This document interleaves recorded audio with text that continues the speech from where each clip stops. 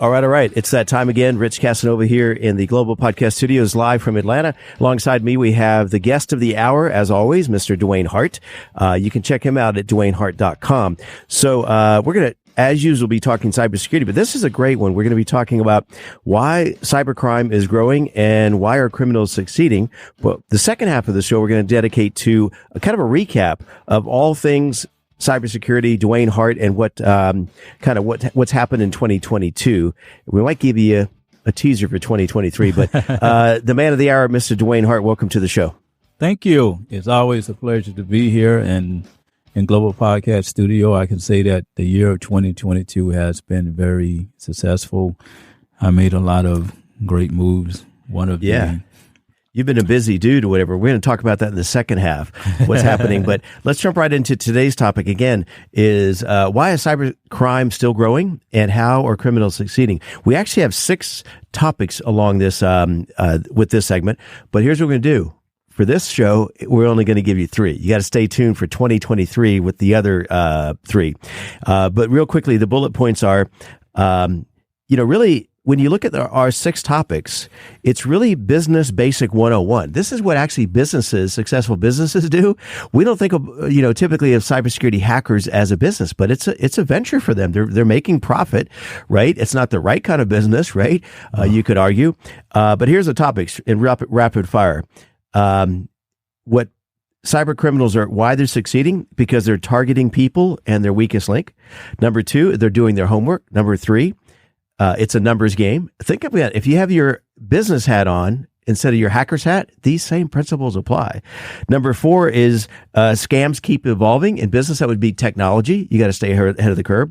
5 is patience pays off, right? A successful business entrepreneur, you got to stick it. You got to stick it out. You got to be in the game, right? Till it pays off. And then finally, the criminals can operate from everywhere. Hello, have you heard of remote working lately, right? Yes, I have. So let's start with number 1 about targeting people, right? So in a business, you've got to know your audience and who to target. So talk to us about that hacker's hat, but specifically the cyber criminals. What's involved in them targeting? Who is their audience? Who is their weakest link? Some examples of that. Well, first of all, hackers are lazy. Okay, so let's just be honest about that. I've always stated this, right? Hackers are probably one group of people that actually don't have a job, but they find a way to get rich. Mm-hmm. Okay, so and they like to prey upon the weakest link. Yep. In this world of cybersecurity, we always like to call them soft targets. Okay. And the idea is to find those soft targets. Right. Because that's the easiest entrance into a network. But I've always stated that technology is a standard and humans are flexible. Okay. So when we look at humans, cyber hackers are humans themselves. And we have to understand that they come from a human mindset. Right. So they understand people. Okay. I mean, what's almost been done since day one, the pocket pickers, right? Uh-huh. Now they're just taking it online, right? Yes. With phishing attacks, for example. Yes. So they go and take it online. But, let's just get to the root of this here, and that hackers prey upon humans because humans lose awareness. If I now were to go back and think about all the cyber attacks that happened over the past 5 years, and if we did a root cause analysis, the answer always surfaces that why did they do that? Right. Do they know that you're not supposed to open these malicious attacks? I mean, like the attachments. Right. Did they even know that when you're on Facebook and so forth that you don't put your personal information up there? See, now, these are things that the cybersecurity industry talks about every day. And through cyber awareness training, it's supposed to help users raise their awareness. Okay. Now, part of the reason why that humans are always preyed upon because they can be easily tricked. Right? If you find a disgruntled employee that's sitting in a bar somewhere, right, and if you're a hacker and if you want to do some social engineering, all you have to do is have a conversation with that person, and they'll tell you everything you need to know. All right, hackers are friendly, and hackers are friendly because they want information. Yeah, a lot of times they approach you like, we're here to help you, Yes. right? Solve your problem. And many times they put that malware on your computer and they're going to help you deal Yes. with that, right? But also too, let's just go on back. And one of the reasons that I think humans are praised, because in most organizations and businesses, if you're not established in human firewalls, you are going to have problems. Yep. And, the concept of a human firewall is someone with a defensive mindset. Is always thinking about being the guardian, being the defender, being that security guard in the front of IT. Yeah. So now they've identified their target. The next thing we're going to talk about is them doing their homework. Again, just like in a business, you got to find out who your customers are. You got to research your customers, right? Their customers are the people that are going to be vulnerable to these attacks. You kind of teased on social media. So that's an example. Talk to us about them doing their homework online from all of the profiles you've created. Well, first of all, if you go online, here's the way it works. If you really want to find a way to carry out a cyber attack, if you go to Facebook and you can create a page yourself and you say, hey, I personally would actually like to do, I'd like to do an age game where you have people to say, okay, back in 1973, how old were you? Right. Yeah. And tell us what you was doing then, and where did you live? Well, you just giving away two pieces of information. Right. Your age, one, and two is where did you reside? So if someone calls up a bank, then those are two types of authentication methods they can use to gain access to your account. Now, it's called the age game. Okay. All right. So with people, they become the weakest link because of lack of awareness and not really taking cybersecurity, how could I say, real, or just not taking cybersecurity as being critical. Right. And, it's sad to say that most organizations and people are not going to take action unless there's a negative event that happens.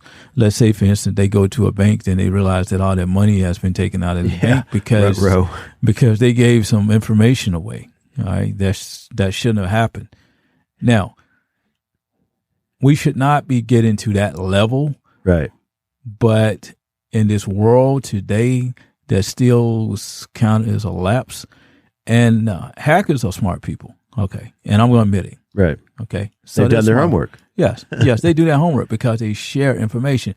And secondly, too, hackers are a recipient of regular people. Okay.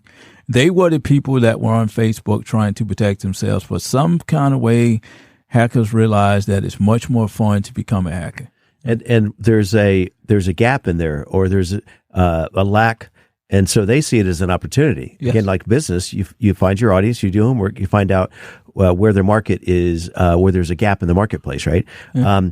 So you talked about, the age game. We're going to finish this segment with the third on the list of 6 is the numbers game, right? So billions of people online. Talk to us about, invoicing and emails with instant messages, bulk. That kind of thing, yeah. Here goes a way to look at it is that the infrastructure of IT changes. As an organization moves from 1,000 assets up to 50,000 assets, you're more susceptible to cyber attacks. You think about the number of endpoints you have. You think about software programs. You think about the number of people in your company. Think about the way that your architect is dispersed, because your architect is probably in the cloud. It's probably located in California, right? Probably located in the Midwest. All right. Now you have to have your security features in place. I'm talking physical security as well, too. Yeah. Because if it's located in a rural place that never have crime, they may not take cybersecurity, seriously. And there's a data center that kind of resides over there. Right.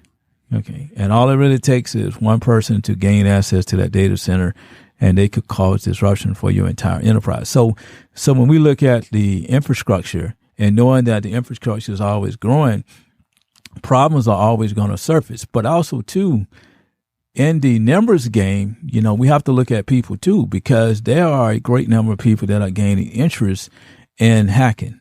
Right. Okay. And I'm talking from the unethical side, because ethical hacking is there to try to prevent the unethical hacking from happening. So they're basically the same group of people, except that one side is a criminal and the other side is not a criminal. Okay, right. See, that's the only difference. And I think the numbers game have to play as well too, because as you put these endpoints in your system, you're gonna have more issues. And also too, when it comes to numbers, it's money. Yeah, there's some dollar bills and some currency on the other end. So yeah, that's a great way to sum that up. And just to kind of recap on the numbers game before we move into recapping 2022, what you've accomplished and some of the stats there. But what's interesting to me about the numbers game, again, the business. If you send out enough emails, make enough phone calls, make enough visits, go to enough networking events, you're going to succeed at some point, right? Yes. So same thing with hackers, right? It's a business to them. Don't kid yourself. It's a business model, right? For profit. And some of the things we talked about there, with the billions of people online, 2 or 3 quick examples about this is just that simple inbox, right? That's the biggest one of the biggest entry points, and attaching an invoice to be paid. I know as a business owner, sometimes I'll get an invoice. I'm like, that company, I don't think I've ever done business with that company. But if it's a large enough organization and you have somebody that's responsibility is to clear all those invoices, they may not double check all this stuff because it's a similar company they've done business with in the past. They just arbitrarily pay it. They don't want late payments, and the boss has told them, you're in charge of accounting, get that paid, right? Well, and again, if they send out 5,000, 50,000, 100,000, somebody's going to hit the pay button somewhere, right, and generate money. And then finally, the newest thing that started to hit my phone is a text that appears from, quote, I'm holding up air quotes, from my bank or some type of financial institution, right? I mean, I guess because I've sat across the cybersecurity dude so long, I'm not clicking on those links. But there's somebody on the other end of that phone. If they send out 10,000 text messages, somebody's going to click. That's right. It always talking about the lowest common denominator. Yeah. All it really takes is for one person out of a 10,000 to actually cause havoc. That's all it really takes. Because we're dealing with digital crime. Right. Because with physical crime, you may need 6 people to break into a bank. Yeah, and enough hours in the day, right? It's a finite. Right. But in these digital crimes, you need one person that's sitting behind a computer. Right. That's pretty much all you need. And they can run a software program that, like, it used to be like, don't give out your cell phone number, right? But now they're not even concerned about what number it is. It just runs through a program and just starts spitting out digits 24 hours a day, right? Mm-hmm. And they don't care if it's a landline or a cell phone or wherever, right? And it's coming sometimes from foreign countries that our laws can't really protect us. Yeah. Right? We got to protect ourselves. See, I want to say one thing about cybersecurity. Okay. It's on us as individuals. Right. Because at the end of the day, when a negative event happens, it's much harder to clean that issue up. Yeah. So it's easier to just make sure that you stay aware and you stay safe, because you can prevent issues, and also too, you can avoid the headaches. Because I've always had the belief, at the end of the day, it's on you as a person. Yep. Because we know what a hacker does, because we can't complain about them. Right. Okay. Because we know their sole premises is to cause havoc and damage. Yep. So if we become wiser people, then we can counter that concept and we can beat them to the finish line. Well said. And speaking of finish line, this is a perfect time to segue into our next segment. And stay tuned again at upcoming for the new year. We're going to be talking about the other 3 topics in these areas of cybercrime and why it's growing and what we can do about it. And again, Rich Casanova here in the Global Podcast Studios here in Atlanta, Georgia, having a great conversation as always with Mr. Dewayne Hart. And all these topics that you've heard about, if it's, raises a flag or of interest, you can just reach out to Dewayne at DewayneHart.com. There you can find everything we're going to talk about, all things cybersecurity, all of his media releases. Again, you don't need a bunch of different websites and handles and social media. Just go to DewayneHart.com. So Dewayne, let's talk about 2022 and kind of a recap. So there's a number of things you accomplished and are continuing. So, for example, your ongoing series for your podcast is just wrapping up season 2, right? Yes, season 2 is in the house. Yep. And season 2 was very important because season 2 was about trying to connect cybersecurity. All right. I wanted to focus on looking at the cybersecurity sectors that you have, looking at the different programs, looking at some of the issues such as digital parenting, and trying to connect all of those together into cybersecurity. Because when I did my speaker's video, that was one of the topics that I brought up about cyber talk. Right. And cyber talk is about connecting cybersecurity, because I've always felt that if we can connect cybersecurity, we can resolve problems, because we have a problem in the industry now where we have silos. Silos are saying that the only piece of cybersecurity I need to be worried about is my password. Right. Okay. See, that's a silo. That's so 1990s, whatever. Yeah. So let's look at the much wider picture and make a determination on how we can connect cybersecurity, which was what this season did. And it focused on all the connectors that you have. And there was a whole lot of success with it. And also, too, this season brought on something else for you, too, Rich, because now I think you got that picture about the hacker's hat, right? Yeah, I got my hacker headphones on, but and actually my hat, but yeah. Okay. But so speaking of season 2 and 2022, I've got 3 topics that you covered, and I'd be interested to see what's on your short list as far as topics.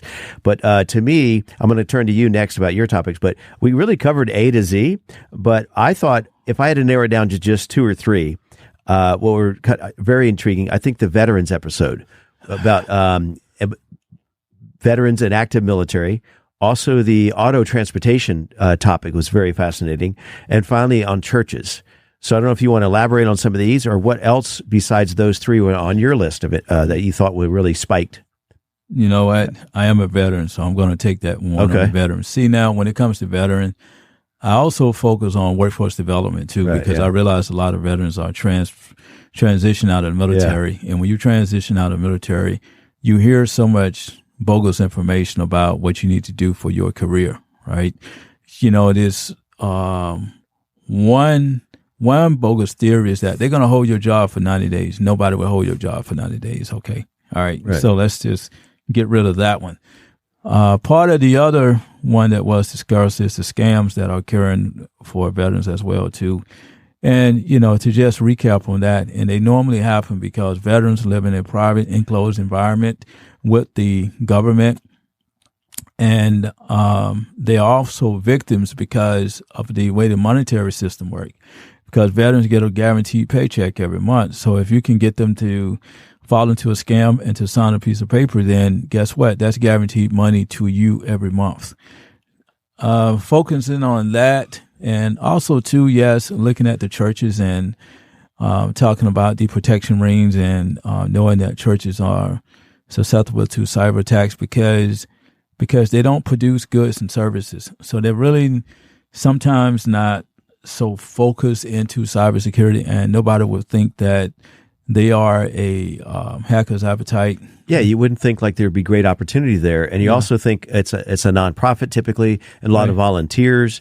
But and again, going back to our earlier conversation about doing their homework and targeting, that's unfortunately somewhat of an easy target. Well, I did some research, and I went to a couple of churches' websites just to get an indication of their cybersecurity practices. I'm finding that some of them are practicing the idea of an NDA. Let's say before you join that church, you got to sign a non-disclosure agreement. Some of the other ones are having portals set up where you register to become a member, but then after that you get an encrypted email. Okay. Right. Yeah. All right. Which is also good. And then I've noticed that when it comes to donors and so forth, some of them are resorting to donation in a physical form as well too.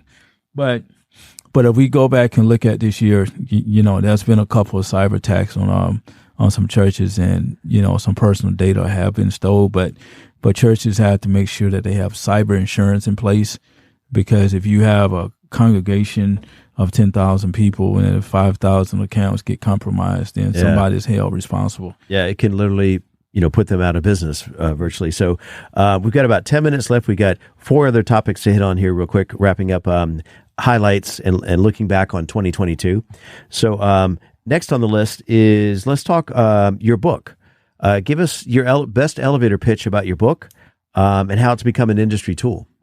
Okay, here goes the elevator pitch for the cybersecurity mindset. It serves as a thinking model so that people can operate cybersecurity in a proactive state. Right. So that means that when I wrote the book, I was always wondering, okay, what is this simplistic way to structure cybersecurity in a format that would allow people to think proactively so that people can see the truth? Part of the problems that I noticed in the industry was that cybersecurity was very complex, okay? And much of the written information pertaining to cybersecurity comes in a very complex format. So I believe that if I could write a book in a common sense approach, I could help remediate some of those concerns for cybersecurity itself. So when you think of the cybersecurity mindset, you think of it as a thinking model, okay? Right. And it's going to allow you to think proactively about engaging cybersecurity. And it's somewhat similar to, let's say, if I was an NFL coach, right? Right. It's like your playbook. Yes, right? That's right. It is your resource guide, it's your playbook, and it's your toolkit that you can use. So when NFL coaches come out on Sunday, so we noticed that the coaches have a play card, offensive and defensive strategy. Yeah, right. So just imagine the cybersecurity mindset in itself is just serving as a playbook. Right. So that means that if you're a cybersecurity expert, then you could use that on a daily basis just to understand how to navigate cybersecurity. If you're a student in college, then it serves as your resource guide. Yeah. So, right. It really covers the whole gamut of not just the industry of cybersecurity, but also pertinent to where you find yourself as an individual or a company or a nonprofit in that space. And again, you can check out, get a copy of that book right at DewayneHart.com. And so next on the short list is, this should be relatively brief, but there's an annual conference for the industry. Talk to us in 30 seconds or less where that conference was and what you gleaned about that and why somebody might attend. Armed Forces Communication Electronics Association. I went to TechNet Cyber, which was located in Augusta, Georgia. I go there every year. Okay.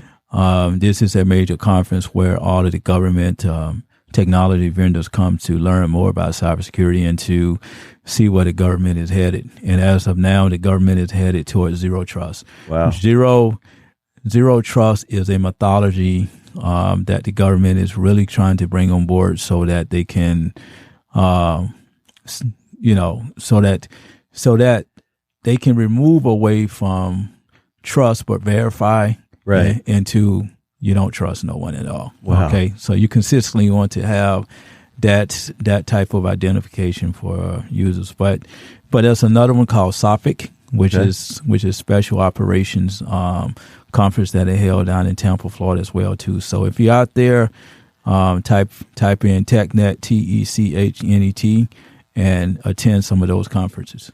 Yeah. So again, this is the man that's not only written the book on it, has the podcast on it, but is staying on top of what's current in the industry. Okay. So 4 and 5 on the list. So you've had your YouTube channel for a minute, as they say. Give us a stat. What kind of numbers are you getting on your YouTube platform? For this year, I saw that I had 1.1 million views. Wow. Yeah. That's intense. There's been a lot of views on my YouTube channel, and I think it's driven for the content that I have, because the content is based on workforce development and all different sectors of cybersecurity itself, and also serves as a repository for marketing the cybersecurity mindset. Yeah, so that speaks to 2 points. One is that this is a topic that's of high interest. People are searching for more information on cybersecurity on YouTube, which is the second largest search engine on the planet, obviously behind Google. So people are on YouTube wanting to learn, and they're finding you obviously as a valuable resource because you're all in this. You've done your homework. You're persistent and consistent on creating content on that subject matter. So 1.1 million, that's very impressive. So our last topic is something exciting. You literally just got into creating near the end of 2022. Talk to us about your live stream platform. Oh, live streams were dedicated to the career development area of cybersecurity. I've always felt that the cybersecurity industry has some great people that are trying to progress their careers. So I wanted to take all the information that I knew and experienced in my career and to deliver it in a new platform. So I thought about live streaming, and it kind of worked out well. And it has helped a lot of individual channel their career through cybersecurity. Some of the Facebook groups and some of the LinkedIn groups and